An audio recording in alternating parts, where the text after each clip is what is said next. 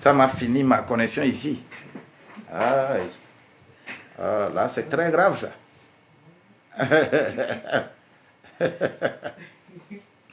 Aïe, aïe, aïe, aïe, aïe, aïe, aïe, aïe.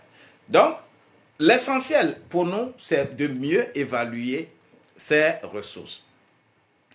Donc, permettez-moi de passer rapidement sur l'évaluation des biens que vous avez, parce que vous pouvez les avoir sur la fiche et renseigner ces fiches-là. Les dépenses, les loyers, la scolarité, assurance, garde des enfants, les nounous, remboursement de prêts, tout ça là, vous allez les voir sur le fichier. Ce qui veut dire que les dépenses, vous devez les répertorier par rapport aux ressources que vous avez.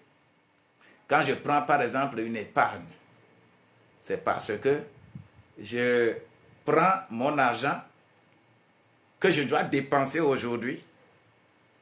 Je veux dépenser ça demain. C'est ce que nous appelons en économie monétaire instrument de réserve de valeur.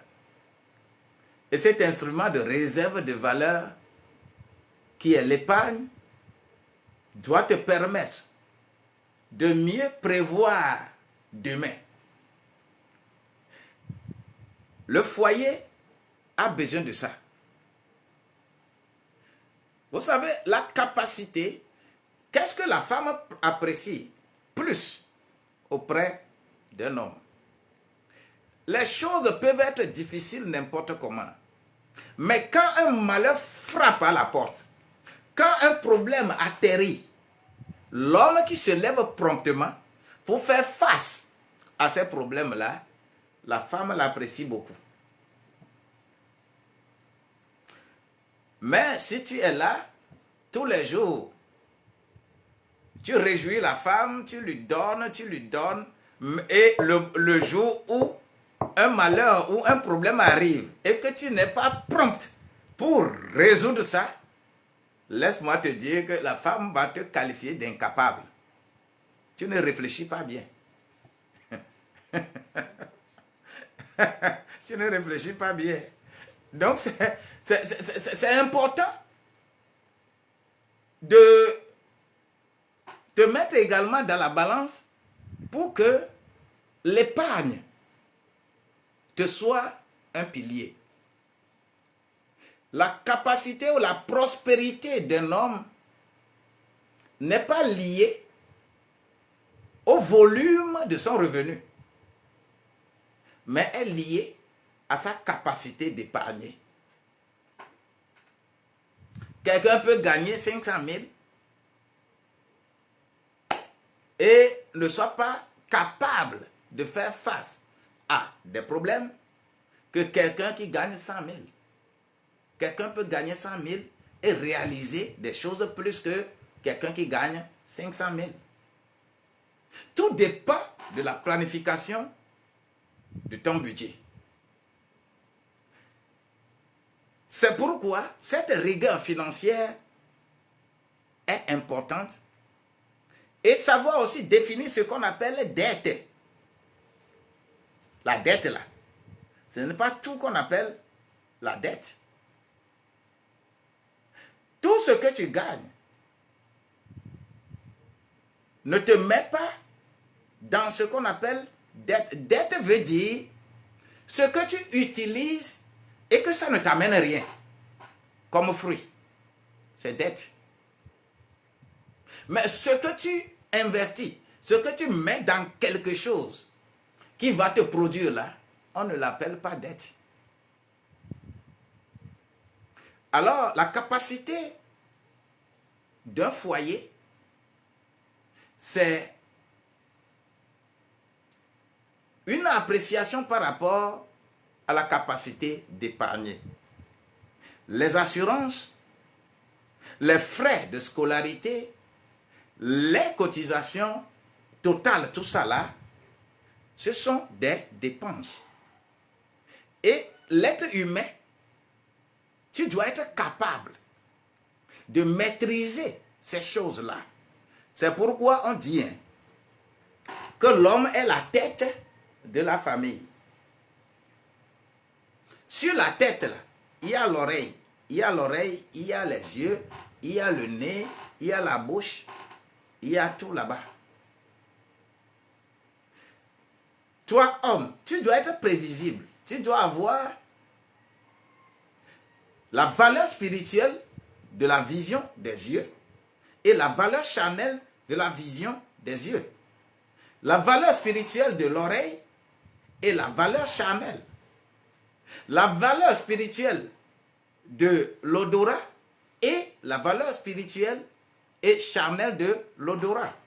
Mais quand tu ne peux pas le faire, cela veut dire que la femme devient la tête. En tout cas, je n'ai jamais vu les oreilles sur les fesses. Hein. Les oreilles se trouvent sur la tête. Si tu es qualifié que tu es la tête de la famille, sois plus prudent, réfléchis bien, gère bien ton foyer. Il faut avoir les valeurs et les privilèges et le reste te sera facile. Je rentre dans ces dépenses variables, tout ça là, les vêtements, tout ça là est lié à ce qu'on appelle le foyer. Je passe rapidement parce que je vous envoie tout juste après le fichier qui vous permet de faire l'examen. Mais la présentation sera disponible pour ceux qui ont opté d'avoir le certificat. Ce qui veut dire que quand je fais les prévisions dans le budget, par rapport à la définition, nous avons dit que le budget, c'est la prévision équilibrée entre recettes et dépenses d'une entité. C'est prévision. Budget n'est pas de l'argent dans un sac déposé quelque part que quelqu'un peut aller prendre. Ce n'est pas ça. Budget est prévision. Ça s'appelle prévision. Le budget s'appelle prévision. Le budget ne s'appelle pas autre chose. Ce qui veut dire que les dépenses peuvent... Oui. On avance. Donc, lorsque dépenses et recettes sont confrontées, on va parler d'un solde qui est différent de ce qu'on appelle la solde. Le solde, c'est une différence. La solde, c'est le salaire du militaire qu'on appelle solde, la solde. Nous devons savoir cette terminologie. Un expert prend des honoraires, un ouvrier prend des salaires, un fonctionnaire prend des traitements, un artiste prend des cachets, un boy prend le gage, un soldat, un militaire prend solde, ainsi de suite. Ce qui veut dire que recette prévue, lorsque cela est inférieur aux recettes réalisées, il y a alors ce qu'on appelle excédent de recettes. On ne peut que épargner. La même chose, on va faire les prévisions pour les dépenses et les prévisions et les réalisations pour les dépenses.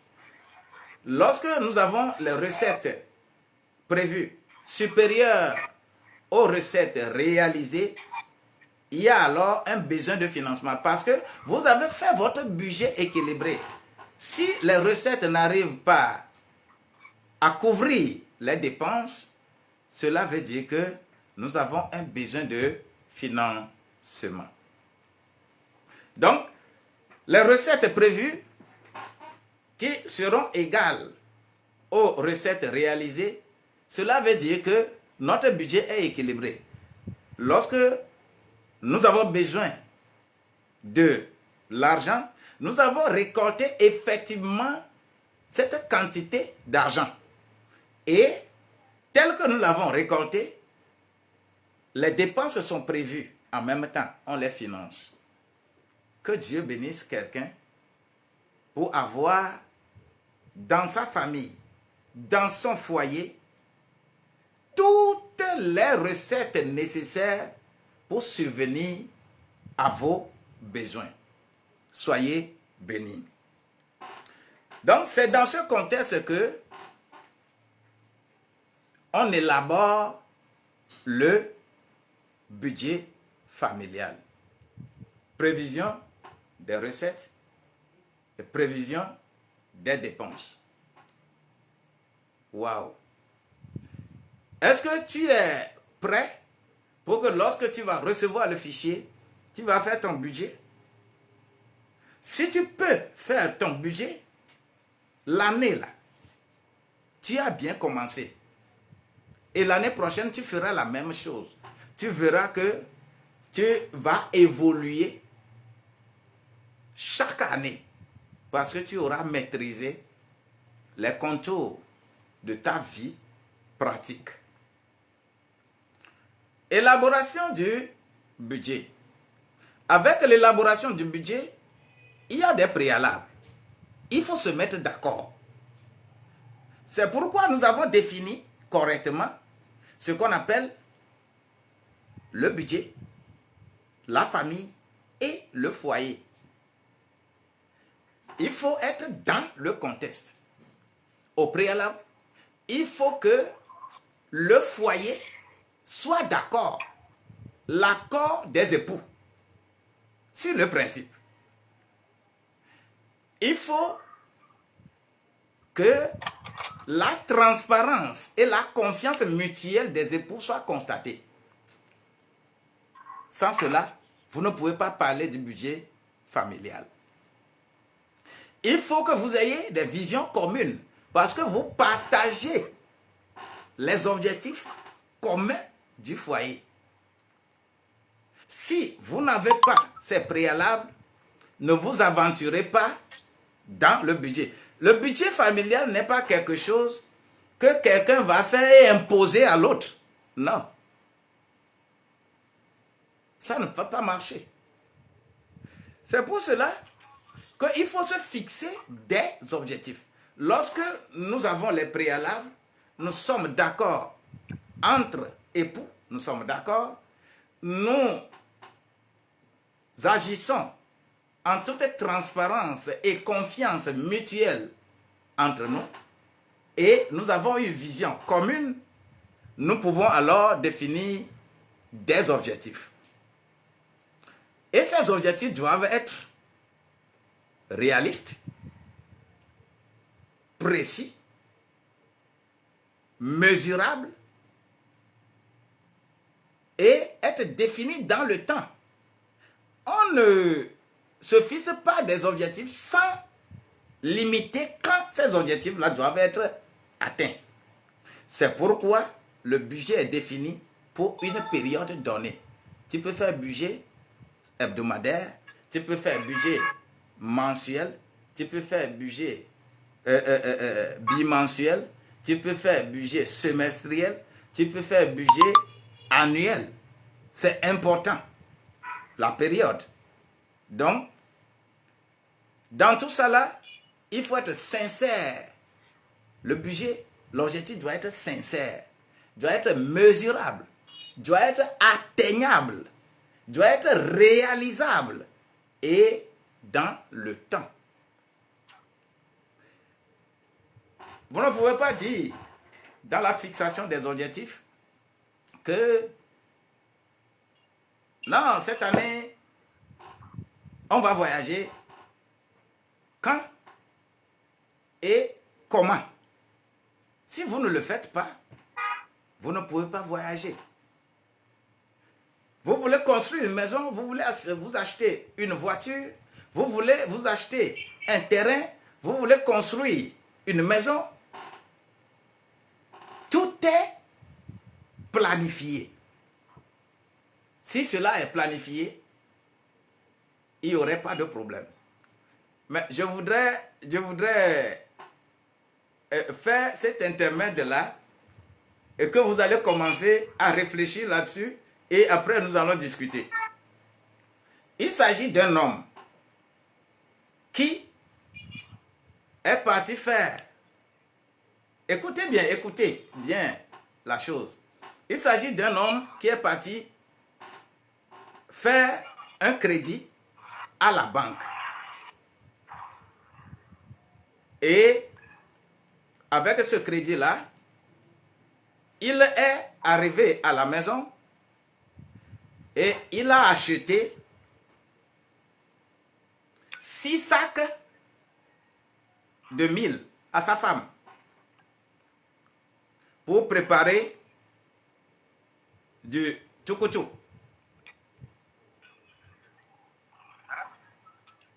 Et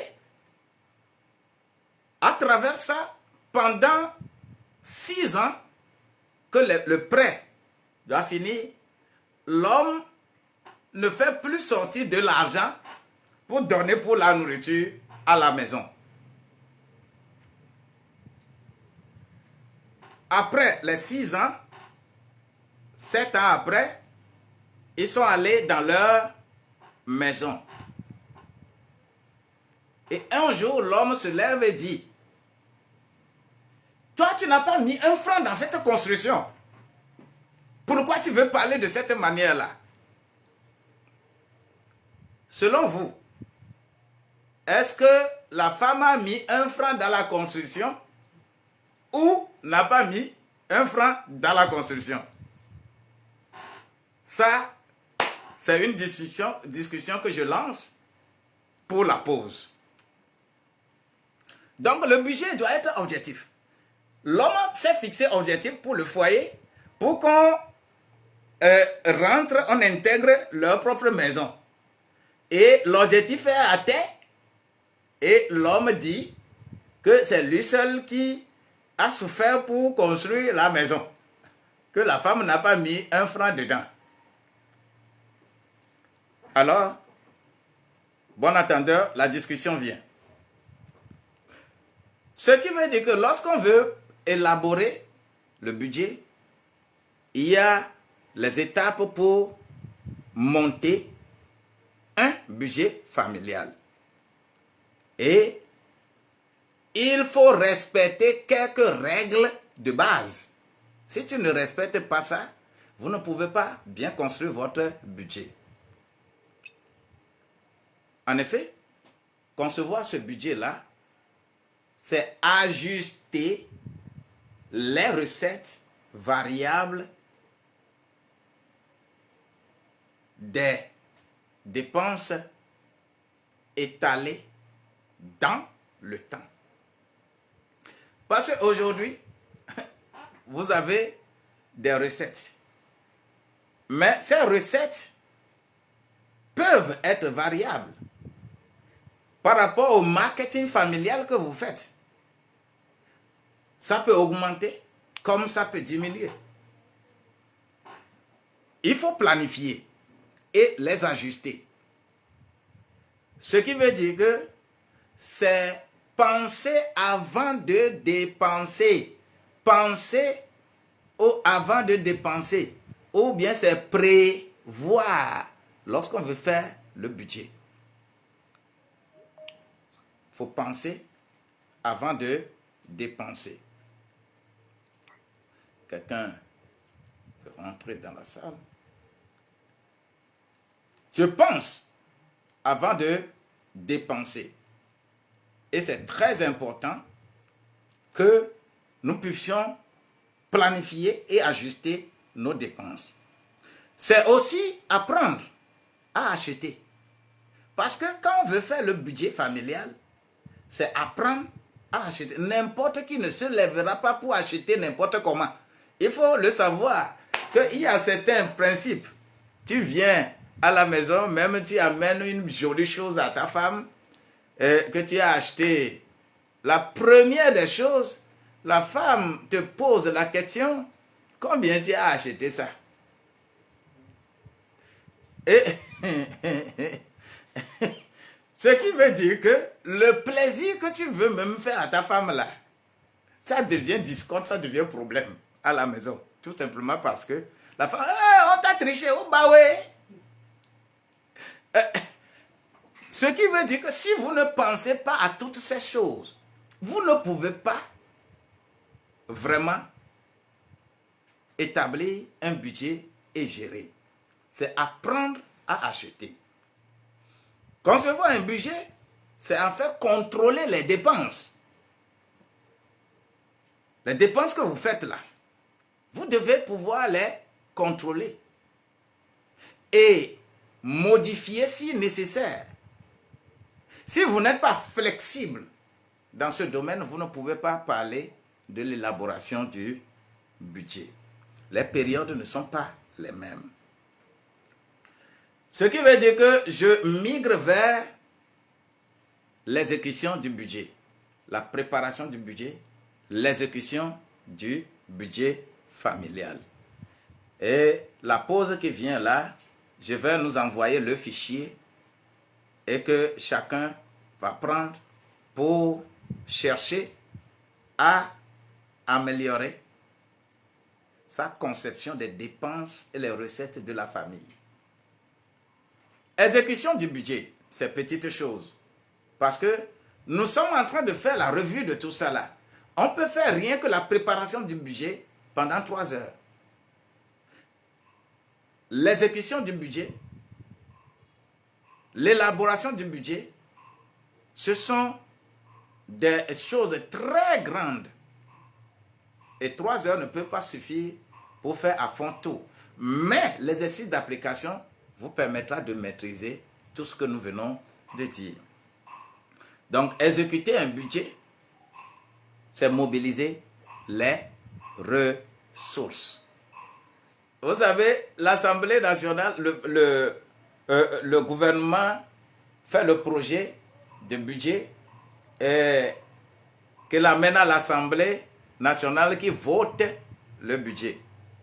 Maintenant, pour la mobilisation des recettes, vous avez les gens de l'OTR. Vous avez ces gens-là, eux aussi, c'est aussi leur part. Ils doivent aller traquer les citoyens partout où ils se trouvent pour mobiliser l'argent que le gouvernement a fait dans son projet et que l'Assemblée nationale a voté. Ce qui veut dire que dans la famille, il doit y avoir des gens qui savent comment mobiliser les ressources. Et il faut savoir qu'il y a des gens qui doivent exécuter les dépenses. Il ne faut pas que chacun se lève, je vais acheter. Non. Il faut définir les tâches pour tout le monde. La mobilisation des ressources est nécessaire pour mettre ces ressources-là à la disposition des personnes chargées d'exécuter les dépenses.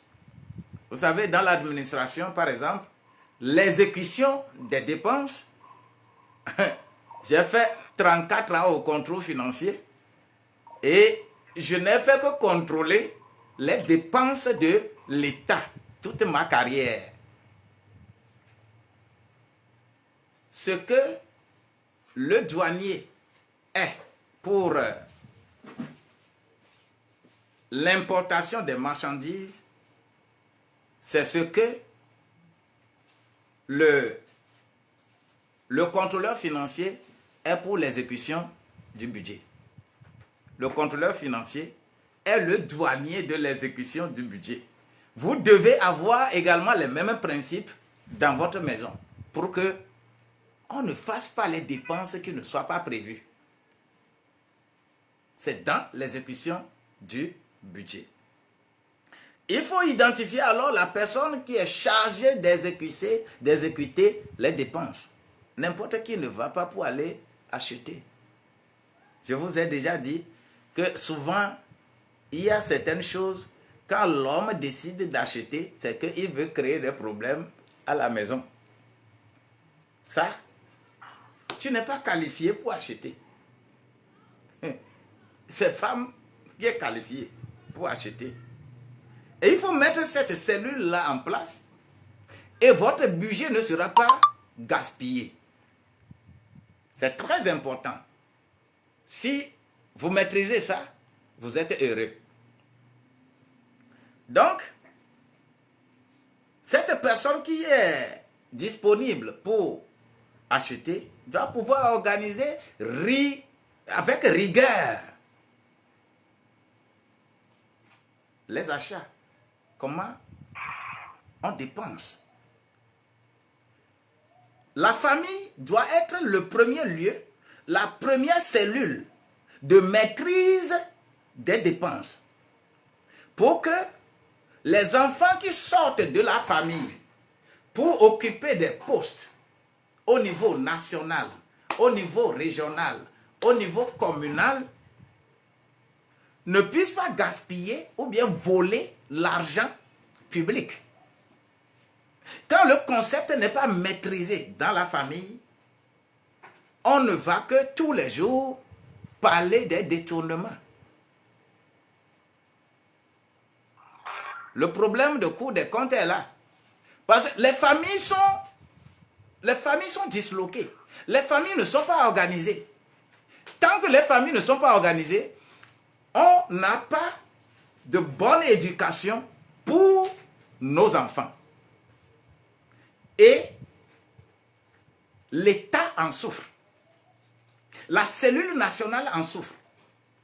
Nos collectivités territoriales en souffrent. Et la citoyenneté en souffre.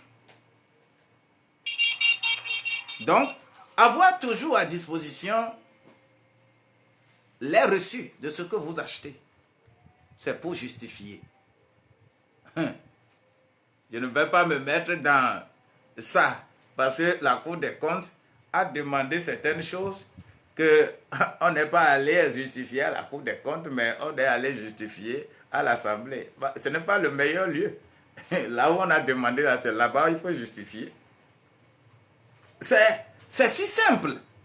Mais lorsque vous organisez les choses dans votre famille et vous comprenez ce que c'est le budget, son élaboration, son exécution, dans la cellule familiale, vous allez prendre soin des biens de l'État. Parce que vous savez déjà comment on appelle la rigueur financière chez vous. Et c'est l'objectif vraiment de nos formations. Puisque j'enseigne l'éthique à l'ENA. Et ce n'est que ça que nous enseignons. Pour la fiabilité dans l'exécution de nos dépenses publiques. Alors, ici, je vais encore marquer une petite pause et je vais envoyer l'exercice. S'il y a autre discussion, autre préoccupation, je demande que vous puissiez faire des réactions. Vous avez la parole.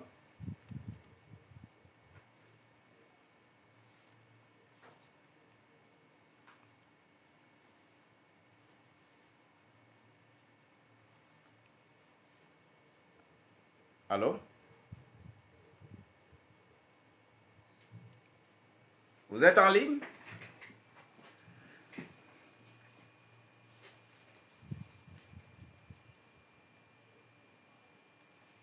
Nous sommes en ligne, nous sommes avec vous. Ok. De réaction. Nous avons parlé de l'élaboration du budget et de l'exécution du budget.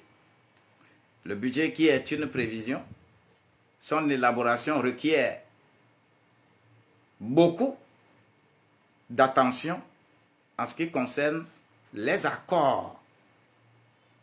Vous n'êtes pas d'accord sur la même chose, vous ne pouvez pas faire budget familial. Le budget familial ne se fait pas par quelqu'un qui l'impose à d'autres. Non. Le budget familial, c'est un accord de compréhension, une fixation des objectifs ensemble et une réalisation de tout cela ensemble. Vos réactions. Au moment où j'envoie le fichier de réflexion, de conception du budget. Allô? Oui. Allô, donc je suis au volant, donc je ne peux pas lever la main. Ok. Et donc je voulais vous poser une question. Ok. D'accord. Lorsque c'est une seule personne qui travaille, c'est la femme, c'est l'homme, est-ce qu'il faut élaborer le budget en commun? Lorsque les recettes, celui qui fait entrer les recettes, c'est une seule personne. C'est ça. Couple. C'est ma question. Voilà. Merci beaucoup pour cette question. Je pense que on ne vous a pas imposé votre femme.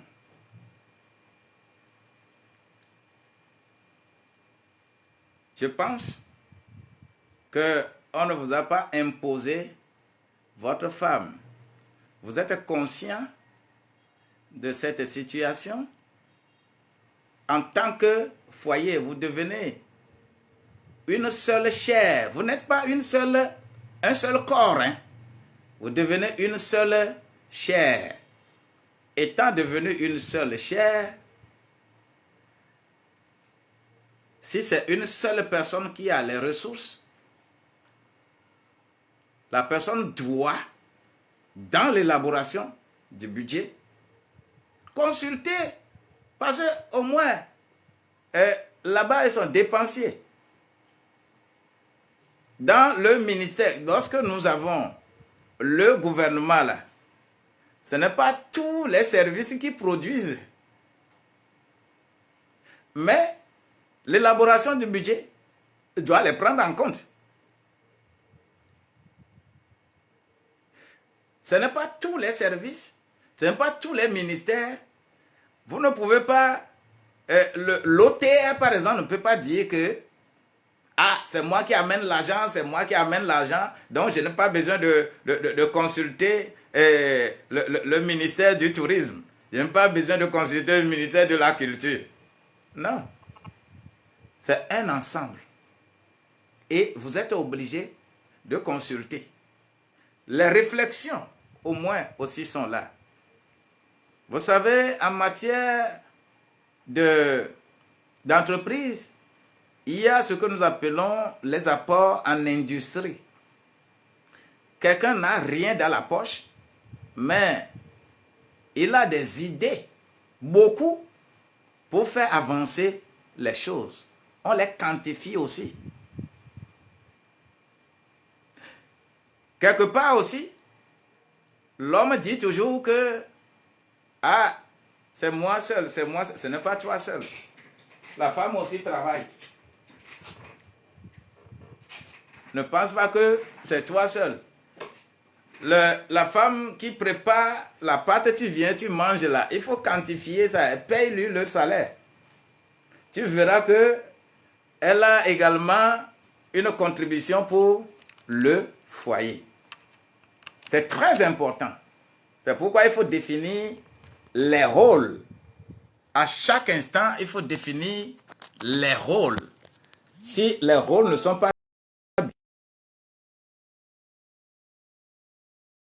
familial. Soyez bénis. Merci. Ça peut aller. Ça peut aller. Les réactions sont nécessaires. Cela rejoint ce que nous avions posé lors de la présentation. Nous allons discuter un peu de cela. Je dis bien qu'il s'agit d'un homme qui travaille et qui est allé faire un crédit à la banque et arrivé, l'objectif du crédit, c'est de construire une maison pour que le foyer y habite. L'homme de retour, il est parti acheter 6 sacs de mil pour donner à sa femme. Et en disant que lui, il n'a plus rien à foutre avec les dépenses du foyer. Hein. Pendant 6 ans, l'homme n'a plus fait sortir un franc pour donner en tant que popote. Et après avoir réalisé la construction, un jour, l'homme se lève et dit que toi, la femme là, tu me gênes. Dans cette construction, tu n'as pas mis un franc.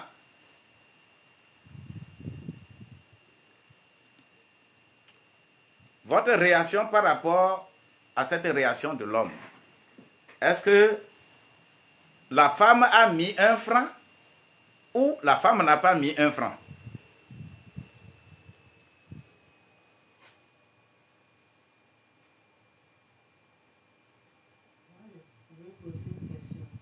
Est-ce que la femme a commencé à préparer du sucre ou bien elle n'a pas commencé?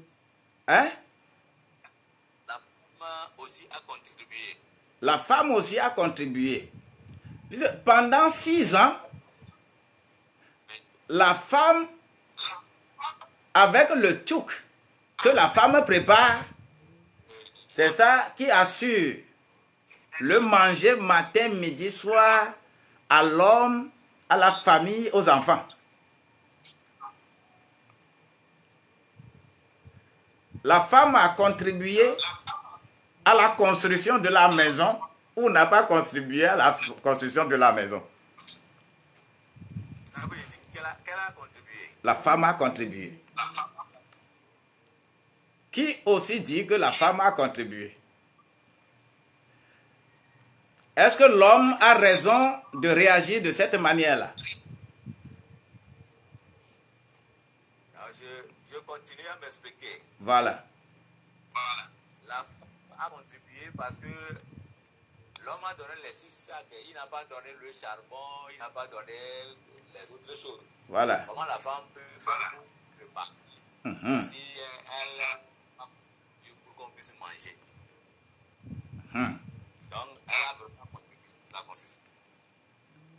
La femme a vraiment contribué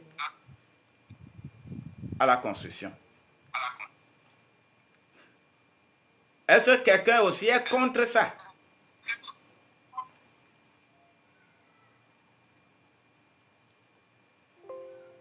Est-ce que quelqu'un est contre la réponse là?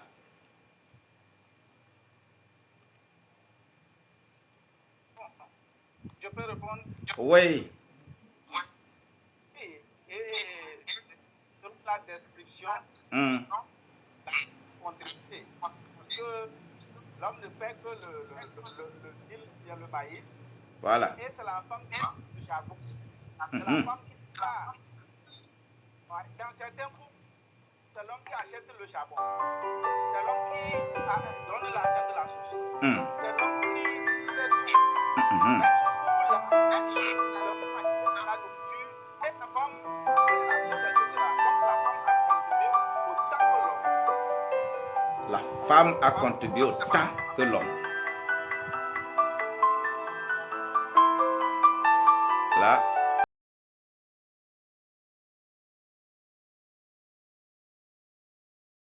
Vraiment. Cela veut dire que le couple, est-ce que le couple a eu des objectifs clairs?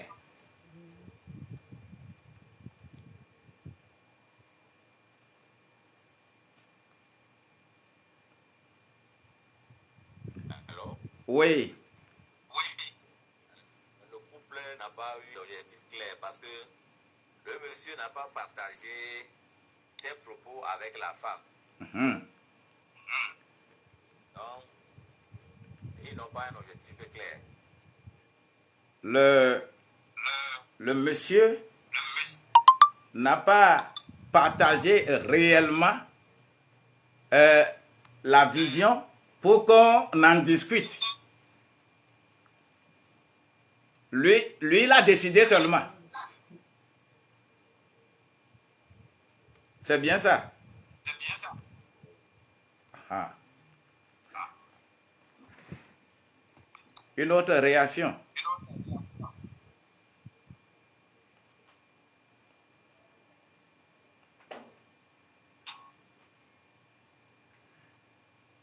Roger dit que la femme, dans le commentaire, que la femme a contribué à la construction. Elle a produit la valeur ajoutée. Ça, c'est très, très, très bien. Elle a produit la valeur ajoutée qui a été utilisée pour l'agent de popote. Donc, Je peux intervenir. ouais. Oui, je veux faire une remarque très pertinente Mhm. que j'ai vu à Lomé ici, parce que je vis à Lomé. Mhm. La plupart des couples ne partagent pas ces genres d'objectifs. Voilà. Moi, j'ai surtout les couples qui fréquentent une église, bien les couples qui sont des vrais chrétiens. Mhm. J'ai dit ça chez mon grand-père, C'est ça. qui se trouve aux États-Unis. Mhm. Et ils fréquentaient l'église, Mhm. ils sont vraiment des croyants.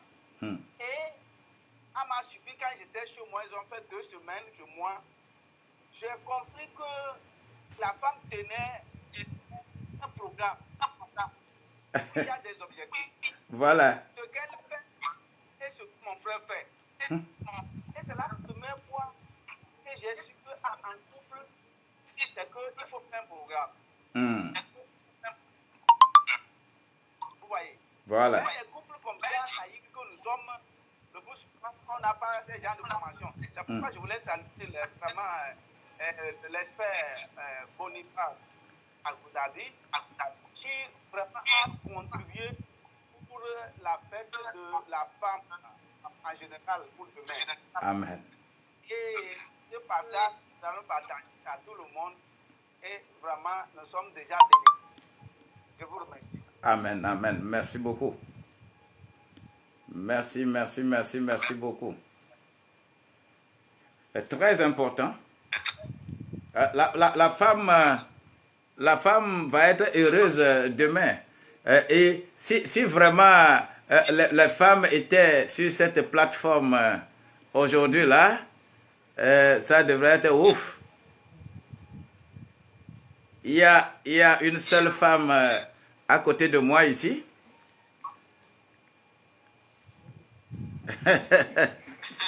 Qui suit attentivement les choses. Donc, c'est évident que en tant que participant à cette formation, que nous puissions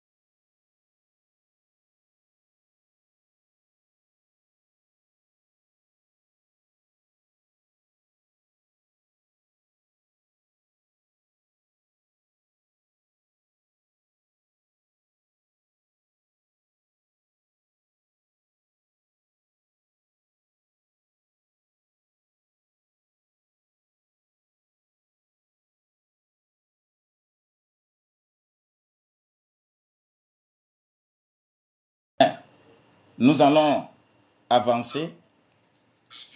J'ai appelé l'exercice la famille Nyavona.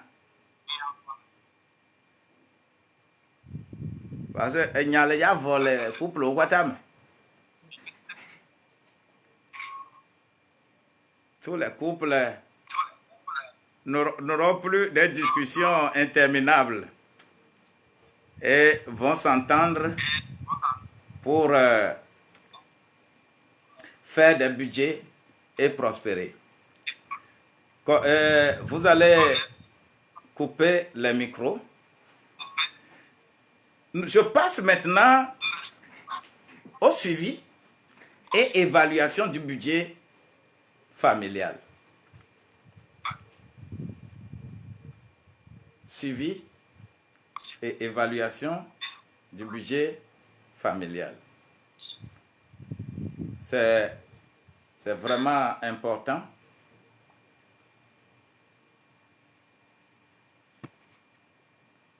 Tout ce que nous faisons au niveau national, on le fait dans la cellule familiale.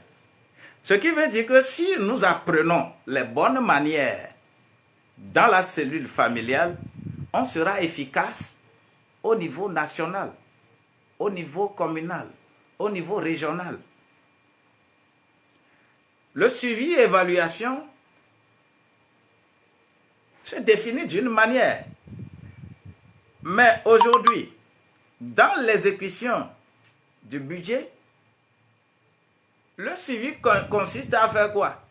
À seulement prendre un cahier et à noter chaque fois ce que vous faites. Les ressources que vous engrangez, il faut noter. Les recettes que vous faites, il faut noter. Ça s'appelle le suivi. Ça s'appelle le suivi. Vous savez, avec par exemple mon épouse, quelquefois à la fin du mois, quand je lui montre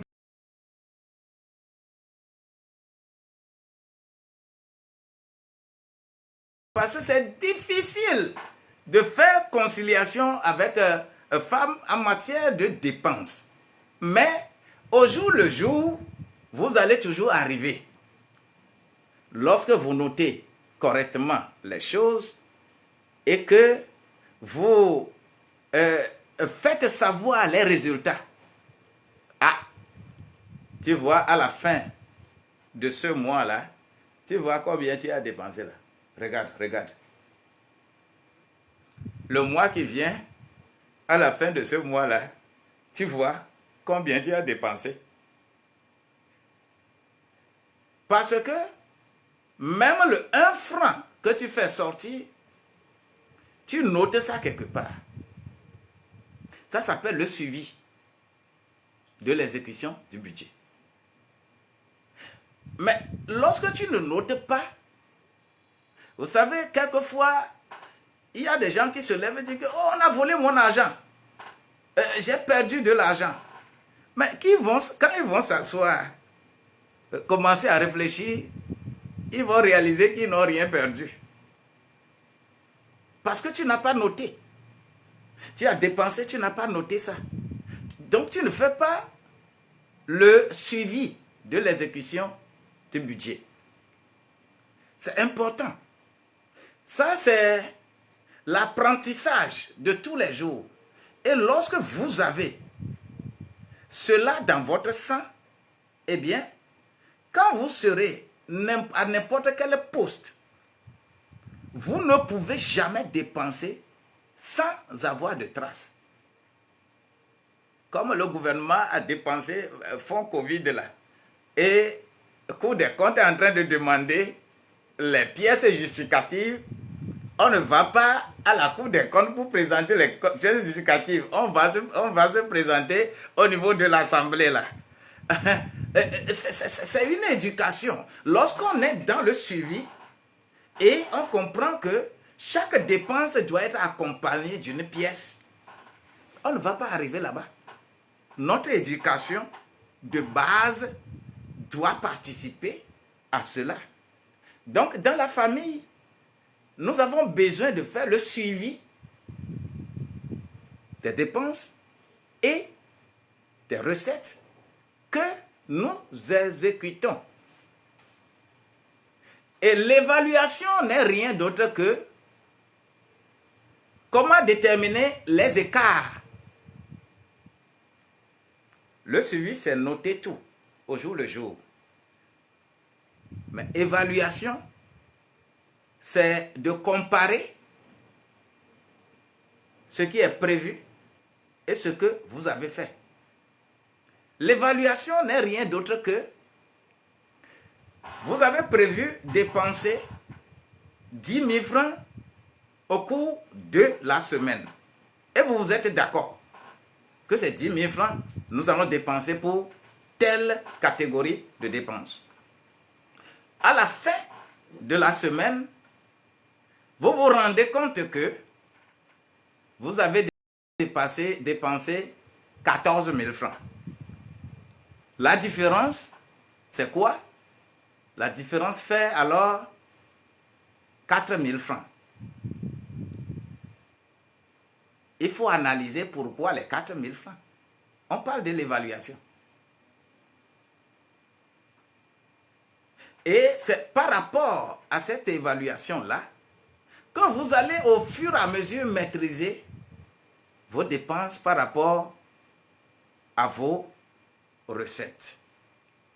Donc, suivi, c'est noter chaque fois ce que vous faites. Et évaluation, c'est de faire la différence entre ce que tu as prévu et ce que tu as réalisé, tout en analysant l'écart. Ça s'appelle évaluation. Donc, je m'en vais vers les avantages du budget familial. Si vous faites réellement ce qu'on appelle le budget familial, la pratique du budget familial vous permet d'avoir plus de visibilité dans vos finances. Visibilité dans vos finances. Vos recettes, vos dépenses, il y a plus de visibilité. La pratique du budget familial vous permet d'éviter de payer des pénalités. Si vous avez effectivement fait budget familial, on ne viendra pas couper votre électricité avant que vous ne couriez derrière les agents de la CET. Si vous avez vraiment fait le budget familial, il y a certaines pénalités que vous n'allez pas payer. Mais si vous ne le faites pas, vous allez payer des pénalités que vous ne penserez pas. Cela, le budget familial vous permet d'acquérir et de la considération de la part des banquiers. Parce que quand vous allez pour faire un crédit à la banque là,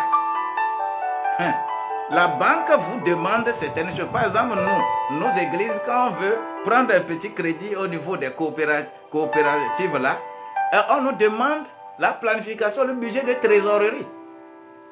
Mais si vous ne notez pas, comment vous allez faire budget de trésorerie?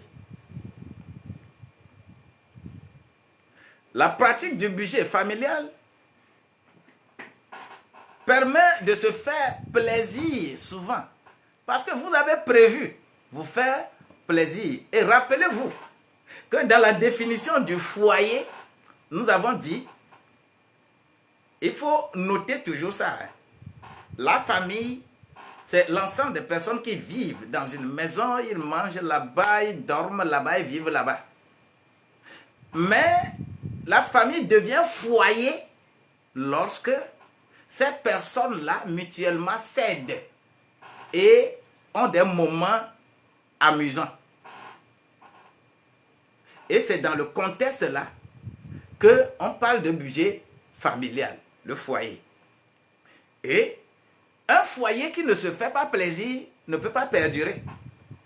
Un foyer qui passe rien que dans le stress tous les jours, on ne peut pas se faire plaisir au moins une fois en passant. Ce foyer-là, les deux vont devenir des, comment l'appelle-t-on, vont avoir hémiplasie. Mais toi et moi, nous allons nous offrir de plaisir. La pratique du budget familial permet de comprendre mieux le monde des finances. Quand vous ne comprenez pas le monde des finances, vous êtes détruit par votre ignorance. La pratique du budget familial nous permet de faire ces opérations bancaires dans la sérénité. Est-ce que vous savez que vous-même, vous allez faire votre crédit, l'argent que vous recevez à la banque peut vous accuser de détournement. Parce que ce que vous avez écrit avant de faire le crédit à la banque, il faut exactement faire ça. Mais si vous utilisez l'argent pour aller faire autre chose, la banque peut vous accuser du détournement d'objectif. Surtout si vous n'arrivez pas à rembourser. Alors que le budget familial vous permet de circonscrire correctement vos objectifs et cela permet d'être aussi crédible au niveau de votre banque. La pratique du budget familial me permet d'acquérir le sentiment d'autonomie. Je me sens être autonome parce que je suis maître de mon budget. Ce n'est pas les pays de la zone franc là qui ne sont pas effectivement autonomes parce qu'ils n'ont pas leur monnaie propre. C'est quelqu'un d'autre qui gère leur monnaie. Et c'est ça. Nous allons revenir également sur ce thème un jour. Si vous êtes accro pour comprendre certaines choses. La pratique du budget familial nous permet de pouvoir épargner. C'est-à-dire, je peux épargner parce que je maîtrise mes dépenses. Donc, je peux épargner. Et je le dis encore,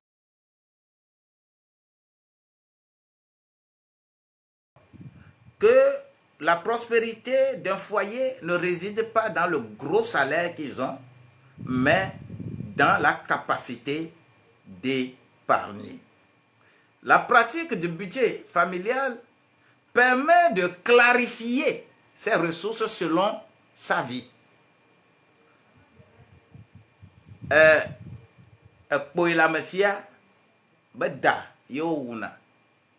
Donc, fais attention. On tient compte dans le budget. La pratique du budget familial permet de chercher activement et licitement les ressources. Et c'est très important. La pratique du budget familial permet d'investir facilement. C'est quoi?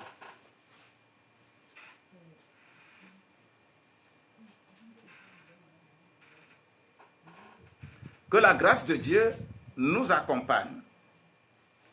Donc, la pratique du budget familial permet de mieux dormir et de ne plus être perturbé. Si vous maîtrisez votre budget familial, là, il n'y aura pas de sujet dans la famille qui va vous donner des insomnies. La pratique du budget familial nous permet de ne plus avoir d'angoisse. Nous ne sommes pas hantés par quoi que ce soit. La pratique du budget familial nous permet de ne plus avoir du stress. La pratique du budget familial nous permet la baisse des charges de remboursement. C'est très important. La pratique du budget familial, en somme, nous permet d'établir un budget familial, de contrôler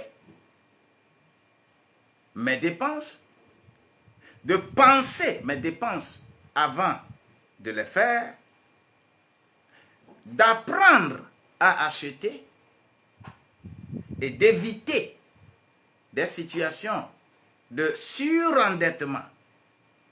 C'est très important. C'est tous ces avantages-là, je dois les bénéficier. Je t'encourage à faire ton budget familial. Alors, cela me permet de nous situer par rapport à quelques méthodes de répartition des ressources. Quel que soit ce que tu gagnes là, pour mieux compiler le budget familial, il y a quelques méthodes que nous avons répertoriées. D'abord, la méthode de la règle de 50-20-30. 50-20-30. Ça veut dire quoi? 50-20-30 veut dire que j'ai 50% destiné à une charge donnée, 20% à une charge donnée et 30% à une charge donnée. Ce qui veut dire que 50% pour les besoins. Quand je gagne 100 000 francs, mes besoins courants là, je dépose 50 000 pour ça. Et ça doit suffire. Si ça ne suffit pas, je ne suis pas un bon gestionnaire. Alors, je dépose 20% pour l'épargne. Je dois épargner. Si je n'épargne pas, je ne peux pas investir pour demain. Et troisième, 30% pour les envies, les petits plaisirs et autres. Les sorties, ainsi de suite là, je réserve 30% pour ça. Ça s'appelle la rigueur financière dans la règle de 50-20-30. Toutes ressources que tu gagnes, si tu as opté pour ça, respecte ce principe-là. Tu verras que tu vas te développer. Mais lorsque tu ne peux pas faire ça, tu peux opter pour la règle 20-20-30-30. 20-20-30-30. Ça veut dire quoi? Cette règle consiste à répartir les charges en 4 parties. Charge 1, charge 2, charge 3, charge 4.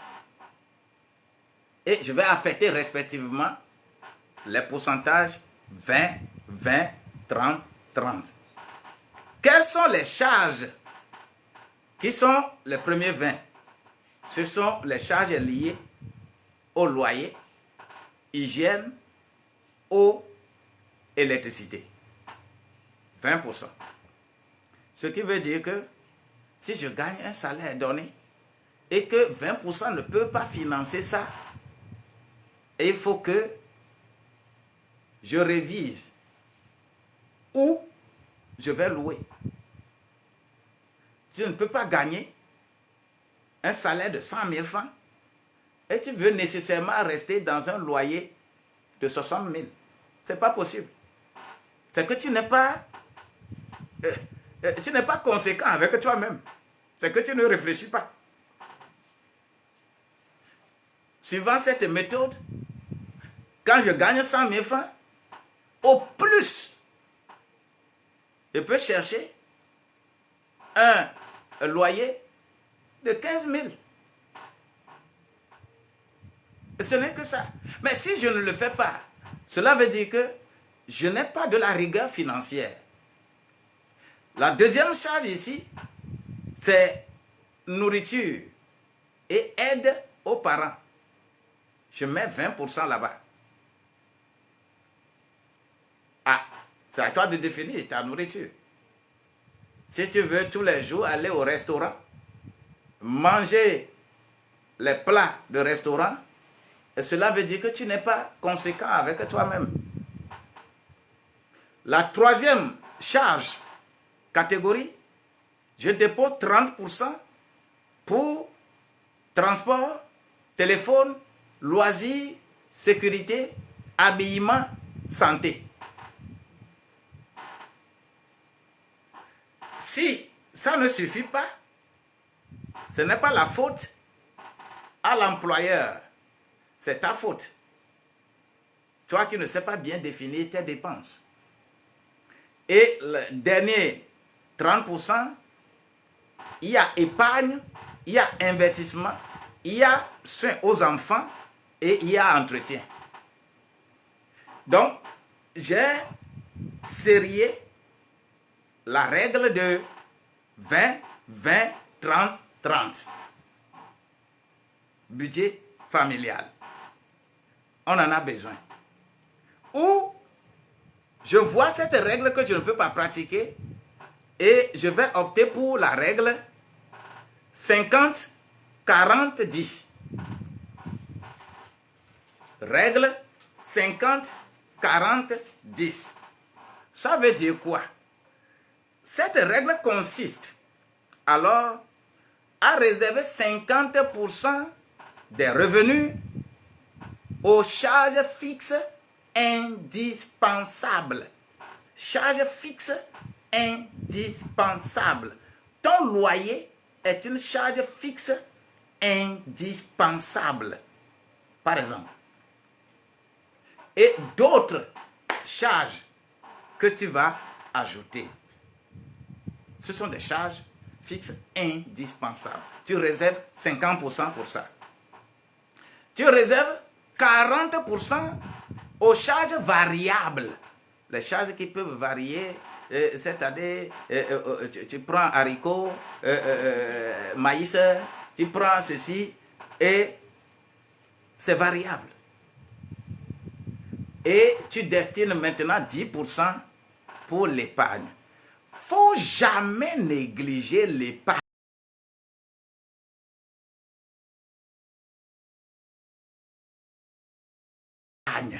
Puisque c'est ça qui te fera évoluer. Ça, c'est la règle de 50, 40, 10. Bien-aimé, cette règle a pour avantage vraiment de contraindre celui qui l'applique à l'épargne. Lorsque tu t'appliques à l'épargne, tu veux nécessairement faire épargne, tu définis l'épargne carrément à côté, et l'épargne là, ce n'est que ce que tu as prévu de faire. Tu n'as plus mélangé l'épargne avec d'autres charges comme les autres règles. Et enfin, la règle 50-50.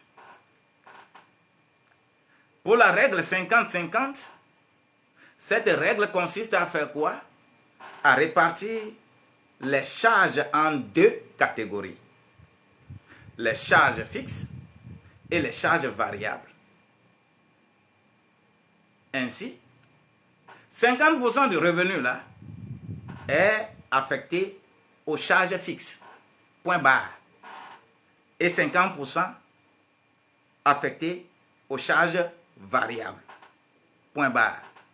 Maintenant, cette règle-là, est-ce que la règle-là dégage vraiment de réserve pour l'épargne?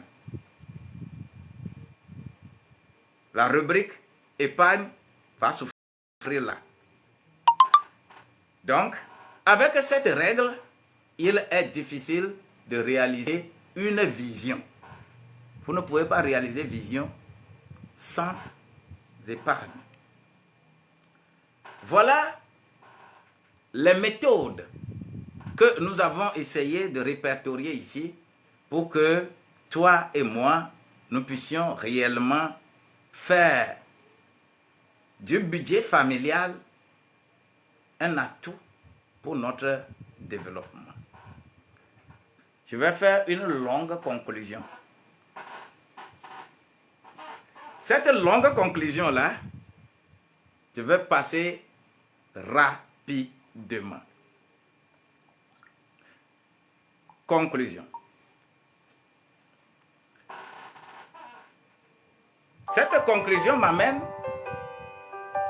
sur les méthodes. Une méthode, des outils et un peu de persévérance permettent à tous ceux qui le souhaitent de gérer précisément leurs ressources familiales au jour le jour et tout le long de l'année. Nous en avons besoin. Tu as besoin de gérer tes ressources familiales. Donc, gérer son budget nous permet de... C'est laborieux, c'est difficile de temps en temps, mais notre situation financière là, réelle, doit être indispensable. Prendre soin à cette situation doit être indispensable pour nous. Cela est bon, c'est un salut pour notre avenir, l'avenir de notre foyer. Faut pas que ton conjoint ou ta conjointe te traite plus tard d'incapable. Parce que tu auras utilisé toutes les ressources pour jacailler avec elle, pour jacailler avec lui.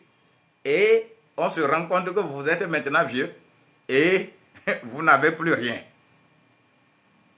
Il faut faire attention. Gérer un budget demande de la rigueur, de la discipline et surtout la capacité des choix difficiles. Il y a des choix qui sont difficiles à faire, mais il faut le faire. Vous avez la rigueur budgétaire familiale. À plus forte raison, car les revenus sont toujours limités, mais les besoins sont illimités. Donc cette rigueur doit conduire à la bonne gestion de vos ressources. Ce qui veut dire que selon le général Colin Powell, il a dit, il n'y a pas de secret pour la réussite. La réussite est le résultat de la préparation, le travail assidu et d'apprendre de ses propres échecs. Je répète encore, c'est général Colin Powell qui dit il n'y a pas de secret pour la réussite. La réussite est le résultat de la préparation, le travail assidu et d'apprendre à ses propres échecs. Si tu n'apprends pas de tes échecs, tu ne peux pas réussir. Tu vas commencer à exécuter ce que nous disons ici et ta maison sera meilleure. Voici quelques petits conseils pour bien démarrer. J'avais préparé 2020 là-bas, c'est 2023. Oubliez les résolutions de nouvelle année. Oubliez ça. Et si on essayait quelque chose de nouveau, parce que tu as fait quelque chose l'année dernière, ça n'a pas réussi. Si tu continues à répéter la même chose, le résultat ne sera pas différent. Nouvelle année, nouvelle méthode.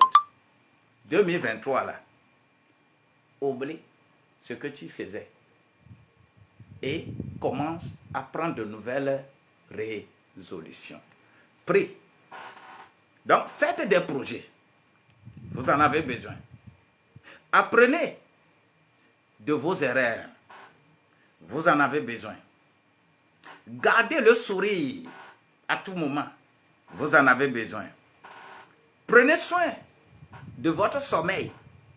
Ne soyez pas anxieux pour avoir l'insomnie. Vous en avez besoin. Si vous ne planifiez pas bien, soyez sûr que vous aurez des insomnies. Sachez vous entourer. Il y a certaines personnes qui sont nuisibles. Il faut te séparer d'eux. C'est important.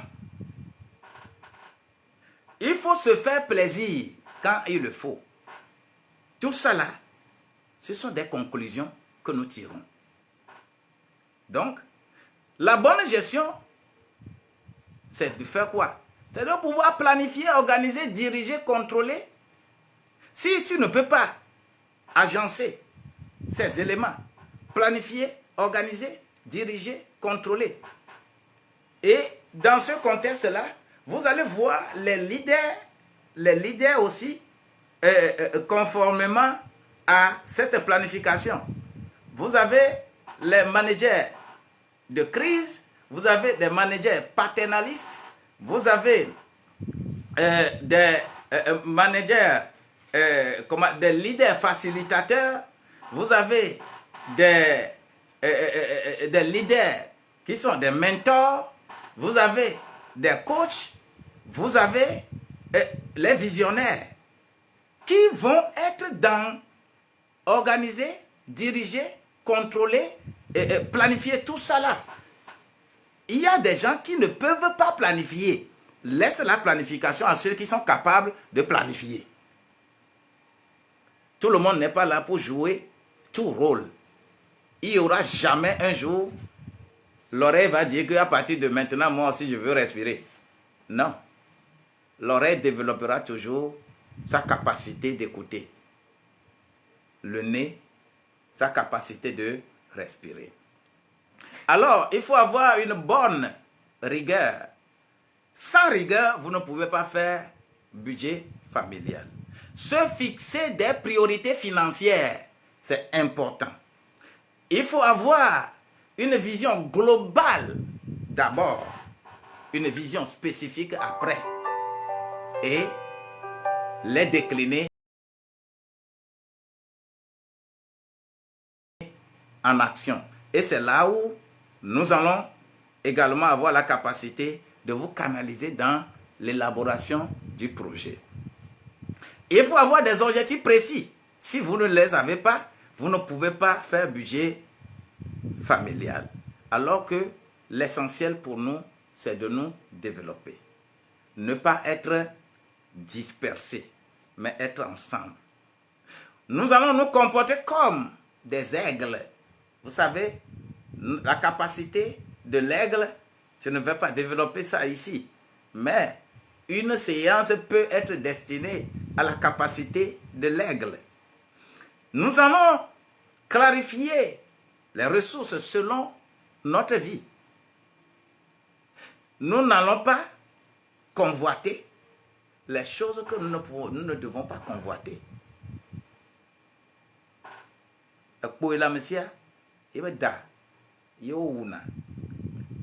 Ce n'est pas parce que l'autre a fait ceci que toi aussi tu vas le faire. C'est pourquoi la bonne gestion se planifie toujours. On cherche activement et licitement les ressources. Ce n'est pas parce que tu as des problèmes à la maison que tu vas voler l'argent du service. Non. Il faut choisir un mode de vie et de consommation durable, raisonnable. Oui. Tout le monde n'est pas amené à utiliser n'importe quelle chose. Quand vous êtes dans une famille Il faut consommer à la hauteur de la capacité de la famille. Les besoins sont spécifiques. Il faut vous séparer des effets de mode. C'est ça qui est sorti maintenant. Et nous aussi, nous allons faire. Vous n'êtes pas la même chose que tout le monde.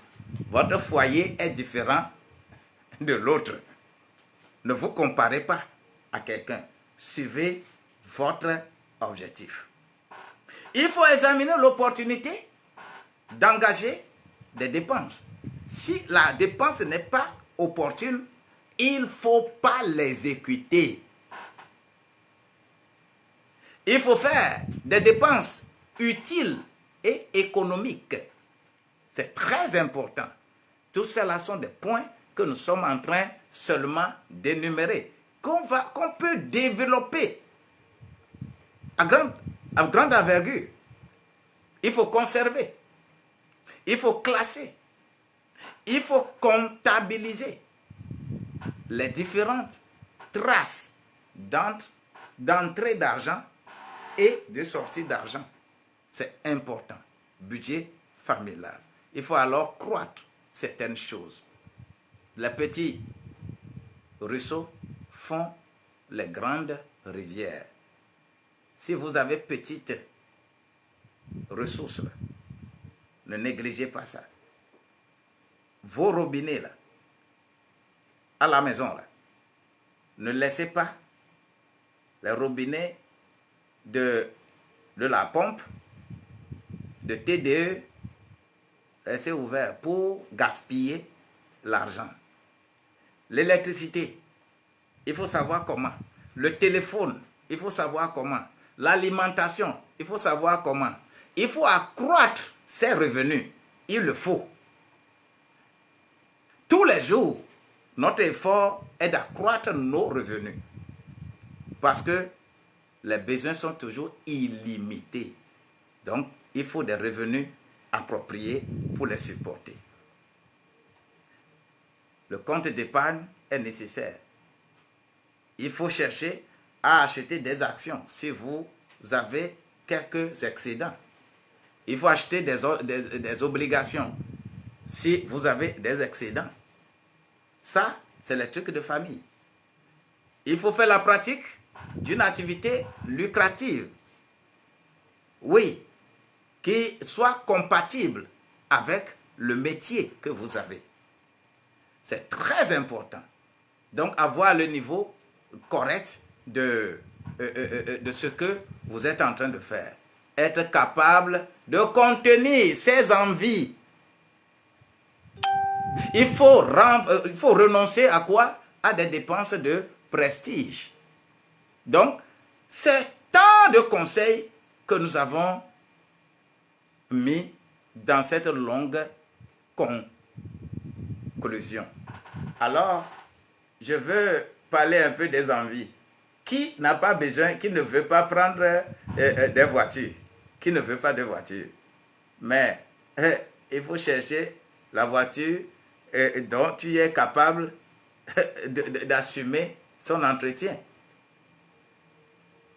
Il ne faut pas dire que voiture là est sortie, que c'est plus tant là, et que tu prends. C'est grave. Faisons beaucoup attention. Il faut contenir les envies de boisson. Quand on est foyer là, et tu ne contrôles pas certaines choses, il y a des gens qui vont même créer kiosques de boissons dans leur maison, comme ils étaient dans un bar ou où on met les boissons beaucoup là. Et ce qui t'intéresse là, c'est ça que tu prends et que tu bois. Oui, sache que demain est différent d'aujourd'hui. Tu peux réserver ça pour financer des choses qui peuvent t'aider dans ta vieillesse. Beaucoup de boissons, c'est grave. Il faut contenir les fêtes. Il y a des gens qui sont très accros à des fêtes. Quand on dit que c'est leur anniversaire, là, quand on dit que c'est mariage, là, quand on dit que sortie d'enfant, là, quand on dit que tant, là, des accros terribles de fêtes. Ils aiment fêtoyer. Tous ces comportements ne viennent que détruire le budget familial. Il faut maîtriser toutes ces choses-là. Et en résumé, une bonne gestion du budget égale rigueur, égale discipline de vie. Tu n'as pas discipline de vie, tu n'as pas rigueur, tu ne peux pas parler d'une bonne gestion du budget. Une vie disciplinée n'est pas égale à privation ou souffrance. Non, ce n'est pas parce que je veux souffrir, on me fait souffrir. Parce que le besoin que tu veux satisfaire là, ce n'est pas nécessaire. C'est Toumba en Guinée qui dit que ce n'était pas nécessaire. Ce n'est pas nécessaire. Ce n'est pas parce que vous avez des ressources là que vous pouvez nécessairement les dépenser. Faisons beaucoup attention. Il faut avoir une vision, c'est vrai. Il faut construire une belle maison. Le couple, la famille, le foyer va vivre bien là-bas, d'accord. Mais il faut prévoir ce que tu peux entretenir. Des gens construisent des maisons et le problème d'entretien devient des choses très sérieuses. De telle manière que on continuera de voler pour entretenir la maison. Faisons beaucoup attention. Il faut avoir une belle vision de maison et autres. C'est le foyer. Nous en avons besoin. Mais il faut le faire conformément à ce que tu veux. Donc voilà, mesdames, messieurs, je voudrais terminer par cet adage-là qui dit: quand tu as un projet d'1 an, sème du riz. Quand tu as un projet de 10 ans, plante des arbres.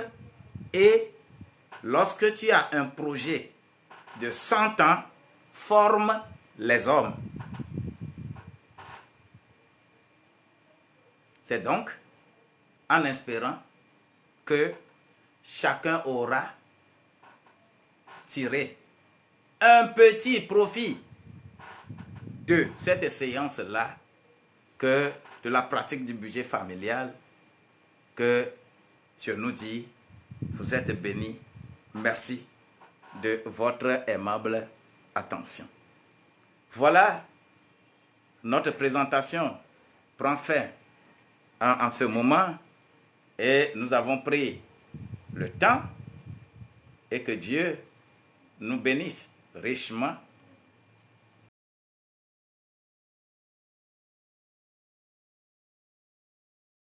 Et que nous pouvons noter éventuellement ces contacts que nous mettons là. Il y aura des gens qui, d'une manière ou d'une autre, qui auront besoin qu'on leur approfondisse un niveau donné de cette présentation.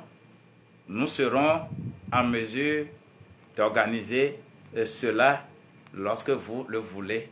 C'est nous, notre métier, et nous allons le faire pour mieux approprier le budget familial. Je vous remercie pour votre attention.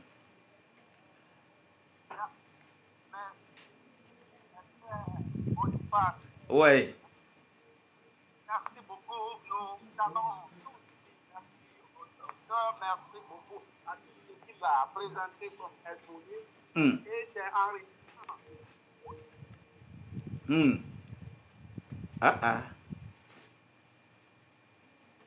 L'affaire là.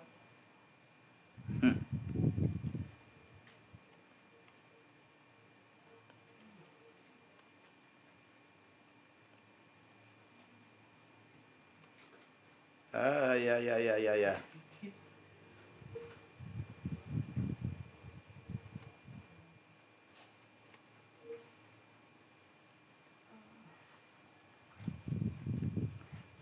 Le truc est, je ne sais pas, c'est déconnecté, hein? Ok. pouvez faire l'effort pour mettre de l'ordre dans le reste. Soyez